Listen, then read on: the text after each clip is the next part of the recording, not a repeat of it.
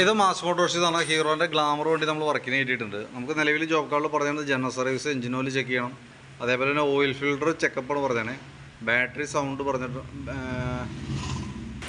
ബ്രേക്കിൻ്റെ ഭാഗത്ത് സൗണ്ട് പറഞ്ഞിട്ടുണ്ട്, പിന്നെ ക്ലച്ച് ലിവർ മാറ്റണേഴ്സ് പറഞ്ഞിട്ടുണ്ട്, ചേഞ്ച് ചെയ്യാൻ പറഞ്ഞിട്ടുണ്ട് കേട്ടോ. വാഷിങ് വേണ്ടെന്നാണ് പറഞ്ഞത്. അപ്പോൾ നമ്മൾ വണ്ടി ഓടിച്ചു നോക്കി വർക്കിന് കയറ്റിയിട്ടുണ്ട്. ഇതിന് ഓയിൽ ഫിൽറ്ററിൻ്റെ കേസ് പറഞ്ഞിട്ടുണ്ട്, ഓയിൽ ഫിൽറ്റർ ചെക്കപ്പ് പറഞ്ഞിട്ടുണ്ട്. ഓയിൽ ഫിൽറ്ററിൻ്റെ കേസ് എന്ന് പറഞ്ഞാൽ ഓയിൽ ഫിൽറ്റർ വരുന്നത് ഈ എഞ്ചിൻ്റെ ഈ കവറിൻ്റെ ഉള്ളിലാണ് വരുന്നത് ഓയിൽ ഫിൽറ്റർ. അപ്പോൾ അത് തന്നെയാണോ നിങ്ങൾ ഉദ്ദേശിച്ചതെന്നുള്ളത് പറയണം. എഞ്ചിൻ ഓയിൽ ഫിൽറ്റർ ശരിക്കും പറഞ്ഞാൽ ഇടയ്ക്കാഴ്ച ക്ലീൻ ചെയ്യാറുണ്ട്. ഓയിൽ ഫിൽറ്ററും അതിൻ്റെ റോട്ടർ ഫിൽറ്റർ ക്ലീൻ ചെയ്യാനായിട്ട് സാധാരണ പറയാറുണ്ട്. അതാണോ എന്നുള്ളത് കൃത്യമായിട്ട് കൺഫേം ചെയ്തിട്ടൊന്ന് പറയണം കേട്ടോ. അതോ ഇനി എയർ ഫിൽറ്ററാണോ ഉദ്ദേശിച്ചതെന്നുള്ളത് കറക്റ്റായിട്ടൊന്ന് പറയണം.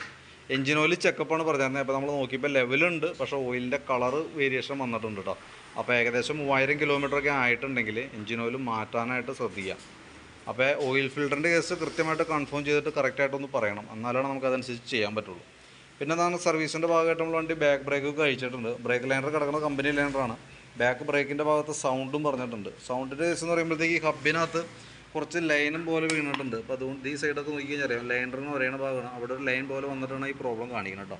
തൽക്കാലം നമുക്കതൊന്ന് ക്ലീൻ ചെയ്ത് റീസെറ്റ് ചെയ്യാം. പിന്നീട് ഈ ലൈനർ മാറ്റണ സമയത്ത്, ഈ ലൈനർ മാറ്റേണ്ട ടൈം ആകുമ്പോൾ ഹബ്ബ് ലെയ്ത്തിൽ കൊടുത്തിട്ട് ഒന്ന് പോളിഷ് ചെയ്യുന്നതിനേക്കാളും ബെറ്റർ ഹബ്ബ് സ്ലീവ് ചെയ്യണമായിരിക്കും. അത് ലെയ്ത്തിൽ കൊടുത്തിട്ട് ചെയ്യേണ്ട വർക്കാണ്. അത് ആ ലൈനർ മാറ്റേണ്ടി വരുമ്പോൾ ചെയ്താൽ മതി. കാരണം അതല്ലെങ്കിൽ നമുക്ക് ഈ ലൈനർ കൈയോടെ തന്നെ നമുക്ക് മാറ്റി പുതിയത് ഇടേണ്ടതായിട്ട് വരും കേട്ടോ. പിന്നെ ബാക്ക് ബ്രേക്കിൻ്റെ ബാക്ക് ടയറൊക്കെ അത്യാവശ്യം ഉണ്ട്, പുതിയ ടയറാണ്, കട്ട കൂടിയുള്ള മോഡൽ ടയറാണ്, അതായത് വെട്ടൽ കാണിക്കാൻ സാധ്യതയുള്ള മോഡൽ ടയറാണ് ഈ കിടക്കുന്നത് കേട്ടോ. പിന്നെ വീൽ ബെയറിംഗ് ഒക്കെ ചെക്ക് ചെയ്ത് വേറെ കംപ്ലയിൻ്റ് ഒന്നുമില്ല. അതേപോലെ തന്നെ ചെയിൻ്റെ ഭാഗത്തൊക്കെ നമ്മൾ ചെക്ക് ചെയ്യുന്നുണ്ട്. ചെയിൻ ചെറിയ ലൂസൊക്കെ ഉണ്ട്, അത് നമുക്ക് ടൈറ്റ് ചെയ്തിടാം. എയർ ഫിൽറ്റർ നമ്മൾ ക്ലീൻ ചെയ്യാൻ വേണ്ടി അയച്ചാണ്. അപ്പോൾ എയർ ഫിൽറ്റർ ജസ്റ്റ് ഇത് ക്ലീൻ ചെയ്തിട്ടാൽ മതി, വലിയ പഴക്കമായിട്ടില്ല, എയർ അടിച്ച് ക്ലീൻ ചെയ്യാവുന്നുള്ളൂ കേട്ടോ. പിന്നെ ഫ്രണ്ടിലേക്ക് വരുമ്പോൾ ഫ്രണ്ട് ബ്രേക്കിൻ്റെ ഭാഗം നമ്മൾ അയച്ചിട്ടുണ്ട്. ബ്രേക്ക് ലൈനർ ഏറെക്കുറെ അതിൻ്റെ ഒരു മാക്സിമം ലൈഫൊക്കെ ആയി തുടങ്ങിയിട്ടുണ്ട്, നിസ്സാരം കൂടി ഓടിക്കാനുള്ളൂ. അപ്പോൾ നമുക്ക് ബ്രേക്ക് ക്യാമ അഡ്ജസ്റ്റ് ചെയ്തിട്ട് ഈ തവണ കൂടി അഡ്ജസ്റ്റ് ചെയ്തിടാം. നെക്സ്റ്റ് ടൈം അടുത്ത പ്രാവശ്യം അടുത്ത സർവീസിന് വരുമ്പോൾ നമുക്ക് ഫ്രണ്ട് ബ്രേക്കിൻ്റെ ലൈനർ മാറ്റാനായിട്ട് ശ്രദ്ധിക്കണം കേട്ടോ. പിന്നെ ഹാൻഡിൽ ബാർ ചെറിയൊരു അലൈൻമെൻറ്റ് വേരിയേഷൻ തോന്നുന്നുണ്ട്. വണ്ടി എവിടെയോ മറിഞ്ഞിട്ടാണ്. ഇപ്പോൾ തൽക്കാലം നിങ്ങൾക്ക് ഒരു പ്രോബ്ലം ആയിട്ടൊന്നും പറഞ്ഞിട്ടില്ല, അതുകൊണ്ട് തൽക്കാലം അങ്ങനെ നിന്നാലും പ്രശ്നമില്ല. പിന്നെ ക്ലച്ചിൻ്റെ ലിവർ മാർനേഴ്സ് പറഞ്ഞിട്ടുണ്ട്. അതൊക്കെയാണ് മെയിനായിട്ട് പറഞ്ഞാൽ കേട്ടോ. അപ്പോൾ ബാറ്ററിയുടെ ഭാഗത്തൊക്കെ നമ്മൾ ചെക്ക് ചെയ്ത് പോകുന്നുണ്ട്. ബാറ്ററി നമുക്ക് സർവീസിൻ്റെ ഭാഗമായിട്ട് ബാറ്ററി ടെസ്റ്റ് നടത്തുന്നുണ്ട്. ഇതും ഇരിക്കുന്നത് ബോഷിൻ്റെ ബാറ്ററിയാണ്, 2023 ബാറ്ററിയാണ്. 2023 മേക്കിംഗ് വന്നാണ് ബാറ്ററിയുടെ.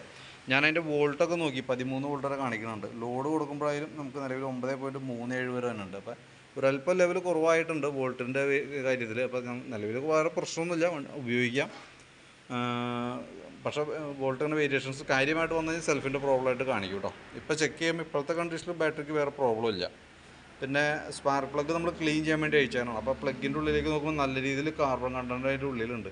ഇതിൻ്റെ ഒരു ലക്ഷണം കാണിക്കുന്നത് എഞ്ചിൻ ഹെഡിനകത്ത് നല്ല രീതിയിൽ കരി കയറുന്നുണ്ട്, ചെറുതായിട്ട് പുകയുടെ പ്രോബ്ലം കാണിക്കുന്നുണ്ടാവാം. അതിൻ്റെ ഒരു ലക്ഷണമാണ് ഈ പ്ലഗിനകത്ത് കാണുന്നത് കേട്ടോ. അപ്പോൾ ഈ പ്ലഗ് മാറ്റിയിടാം, അതല്ലാന്നുണ്ടെങ്കിൽ പ്ലഗ് ഷോർട്ടായിട്ട് നമ്മൾ വഴിയിൽ പെട്ടുപോകും. കാരണം ഈ പ്ലഗ് ഈ കരി നിൽക്കുമ്പോൾ സ്വാഭാവികമായിട്ട് നമുക്ക് ക്ലീൻ ചെയ്തിട്ടിട്ട് പ്രത്യേകിച്ച് കാര്യമില്ല. കാരണം എന്ന് വെച്ച് കഴിഞ്ഞാൽ കുറേ കഴിയുമ്പോഴത്തേക്ക് ഇത് ഇനി പെട്ടെന്ന് ഷോർട്ട് വരാനുള്ള സാധ്യത കൂടുതലാണ്. അപ്പോൾ എപ്പോഴും നമുക്ക് പുതിയ പ്ലഗ് മാറ്റിയിടാം. അതിനുശേഷം നിങ്ങൾ ഇടയ്ക്ക് ഓയിൽ ലെവൽ കുറയുണ്ടോ എന്നുള്ളത് കൃത്യമായിട്ട് നോക്കിക്കോണം. പുകയുടെ പ്രശ്നം വരുമ്പോഴാണ് സാധാരണ പ്ലഗിൽ ഇത്രയും കാർബൺ കണ്ടൻറ്റ് കൂടുതൽ വരാറ്. പിന്നെ ഈ പറഞ്ഞ രീതിയിൽ കൂടെ നമുക്ക് അതിൻ്റെ സർവീസിൻ്റെ വർക്കുകളാണ് ബാക്കി വന്നത്. പിന്നെ അതിൻ്റെ ലൈറ്റ് ഇൻഡിക്കേറ്റർ ഹോൺ കാര്യങ്ങളൊക്കെ അതിനകത്ത് ചെക്ക് ചെയ്തുകൊണ്ട്. അപ്പോൾ ഞാൻ അതിൻ്റെ ഏകദേശം ഒരു എസ്റ്റിമേറ്റ് ആക്കിയിട്ട് അതിൻ്റെ ഡീറ്റെയിൽസ് വാട്സാപ്പിലേക്ക് ഒന്ന് സെൻഡ് ചെയ്തിട്ടേക്കാം കേട്ടോ. വീഡിയോ കണ്ടതിന് ശേഷം നോക്കിയിട്ടൊന്ന് റിപ്ലൈ ചെയ്യണം, അതനുസരിച്ചിട്ട് വേണം നമുക്ക് വർക്ക് കംപ്ലീറ്റ് ചെയ്യാനായിട്ട്. ഓക്കെ.